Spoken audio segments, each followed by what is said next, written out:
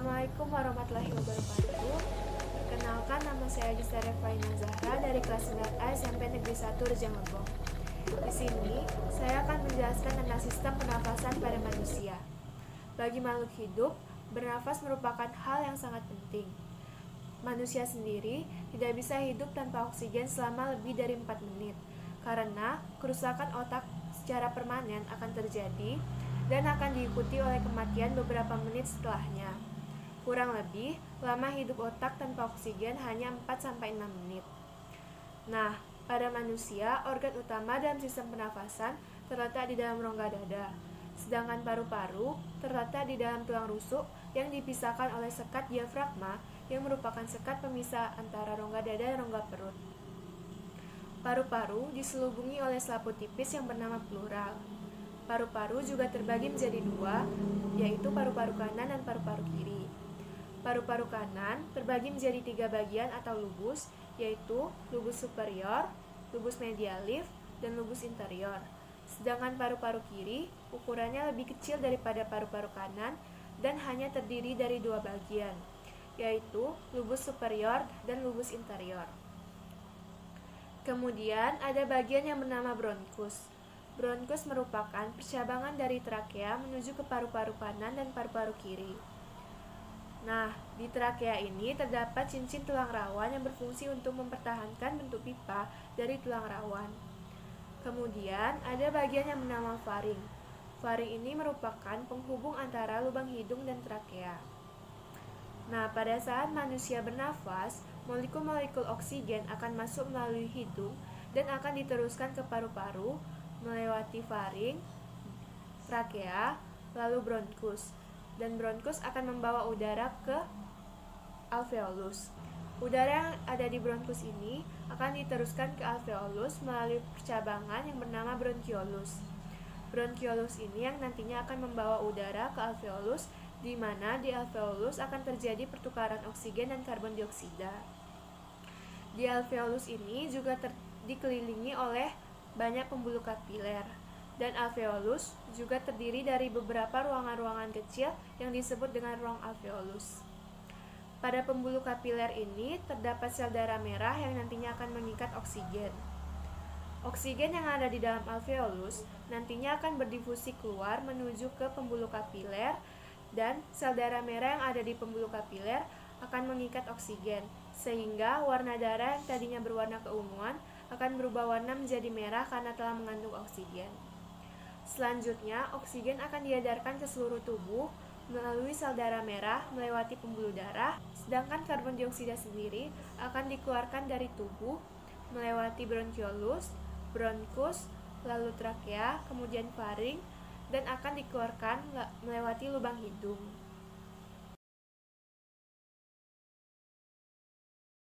Lubang hidung merupakan jalan masuk udara ke hidung.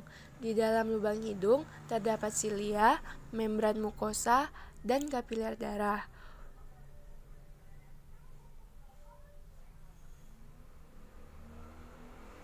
Udara akan disaring oleh silia atau bulu hidung, dilembabkan oleh membran mukosa, dan dihangatkan oleh darah. Selanjutnya, udara akan masuk ke faring atau tenggorokan. Di dalam tenggorokan terdapat epiglotis yang berbentuk seperti daun yang dapat membuka dan menutup. Pada saat menelan makanan, epiglotis menutup, sehingga makanan tidak masuk ke tenggorokan tetapi ke kerongkongan. Selanjutnya, udara bergerak menuju laring atau pangkal tenggorokan. Di dalam laring terdapat pita suara. Trakea berbentuk seperti pipa yang memanjang di bagian leher dan rongga dada. Trakea memiliki cincin tulang rawan yang berbentuk huruf C untuk mempertahankan bentuk pipa trakea agar tetap berdiri kokoh. Sistem pernafasan pada manusia terdiri dari 2 proses utama, yaitu inspirasi atau masuknya udara ke paru-paru dan ekspirasi atau mengeluarkan udara dari paru-paru. Bronkus bercabang-cabang dan membentuk percabangan yang lebih kecil yang dinamakan bronkiolus. Percabangan bronkiolus berakhir pada gelembung paru-paru yang disebut kantong alveolus. Gelembung tersebut dilengkapi oleh pembuluh kapiler darah. Bentuk alveolus menyerupai busa atau sarang tawon. Pada alveolus itulah terjadi difusi atau pertukaran gas ketika bernafas. Secara singkat, udara yang penuh oksigen masuk melalui hidung, faring, laring, trakea, bronkus, dan kantong alveolus. Pada saat udara yang kita hirup sampai di kantong alveolus, oksigen melewati dinding kapiler darah. Selanjutnya, darah akan mengedarkan oksigen ke seluruh tubuh. Lalu, darah akan membawa karbon dioksida ke alveolus menuju tenggorokan, lalu menuju ke lubang hidung untuk dikeluarkan dari tubuh. Proses inilah yang dinamakan dengan proses bernafas. Proses menarik nafas atau mengambil nafas ini yang disebut dengan proses inspirasi. Sedangkan proses mengeluarkan nafas atau menghembuskan nafas disebut dengan proses ekspirasi. Nah, proses inspirasi dan ekspirasi inilah yang disebut dengan proses respirasi atau proses pernafasan.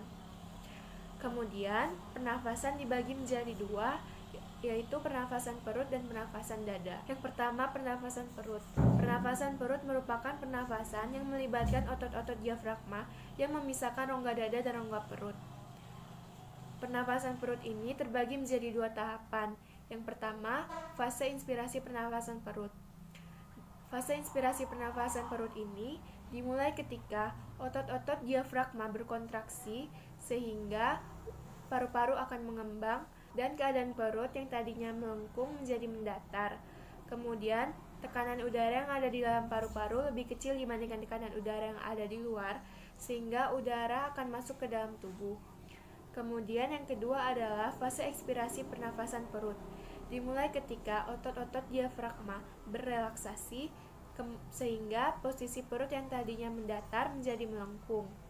Kemudian paru-paru akan mengempis dan tekanan udara yang ada di dalam paru-paru lebih besar dibandingkan tekanan udara yang ada di luar, sehingga udara akan keluar dari tubuh. Kemudian pernafasan dada. Pernafasan dada ini juga terbagi menjadi dua tahapan atau dua fase, tetapi bedanya pernafasan dada ini melibatkan otot antar tulang rusuk atau biasa disebut dengan musculus intercostalis external. Yang pertama, fase inspirasi pernafasan dada.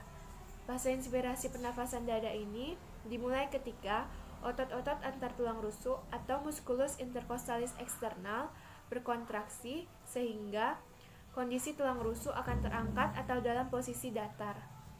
Dan paru-paru akan mengalami pengembangan, kemudian tekanan udara yang ada di dalam paru-paru lebih kecil dibandingkan tekanan udara yang ada di luar, sehingga udara akan masuk ke dalam tubuh. Kemudian yang kedua adalah fase ekspirasi pernafasan dada. Dimulai ketika otot-otot antar tulang rusuk atau musculus intercostalis external berrelaksasi sehingga keadaan rusuk akan menurun dan paru-paru akan mengempis. Kemudian saya akan menjelaskan tentang kelainan pada sistem pernafasan. Yang pertama adalah penyakit tuberkulosis atau biasa disebut dengan TBC. Penyakit TBC ini merupakan penyakit yang disebabkan oleh bakteri Mycobacterium tuberculosis. TBC ini merupakan penyakit menular yang berpotensi serius terhadap daya kerja paru-paru. Gejala penyakit TBC ini merupakan batu yang terkadang berdarah, kemudian cepat lelah, berkeringat di malam hari, dan demam. Penyakit asma. Penyakit asma ini merupakan kondisi di mana saluran pernafasan meradang, sempit, dan membengkak. Gejalanya adalah batuk, sesak nafas, denyut jantung cenderung cepat, dan iritasi tenggorokan. Kemudian emfisema. Emfisema ini merupakan penyakit yang disebabkan oleh kerusakan alveolus. Gejalanya adalah nafas menjadi pendek, batuk, cepat lelah, penurunan berat badan yang drastis, dan depresi. Kemudian yang keempat adalah asfiksi. Asfiksi ini merupakan gangguan pernafasan yang disebabkan oleh bakteri Diplococcus pneumonia. Gejalanya adalah nafas melemah, perlambatan detak jantung, dan pingsan. Kemudian yang kelima adalah kanker paru-paru. Penyakit kanker paru-paru ini biasanya terjadi pada orang-orang yang sering merokok. Penyebabnya adalah merokok, perokok pasif, terpapar racun tertentu, dan riwayat keluarga. Sedangkan gejala dari penyakit kanker paru-paru ini adalah batuk kronis, batuk berdarah, nafas melemah, nyeri pada tulang dan dada, dan sesak nafas. Sekian materi yang dapat saya jelaskan. Jika masih banyak terdapat kesalahan, saya